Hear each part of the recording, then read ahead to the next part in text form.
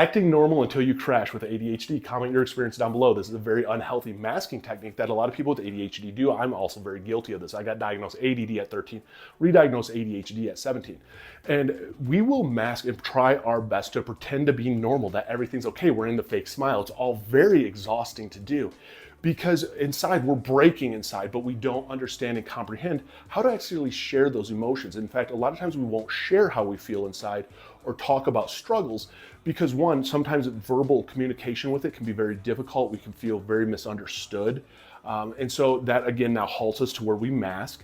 And the problem with this form of masking is that you crash. And when you crash, you become so mentally exhausted and drained that your battery just keeps wearing out. And this is a huge problem with a lot of times with people with ADHD, is not really realizing that pretending and acting to be normal is this form of masking. And why are you doing it?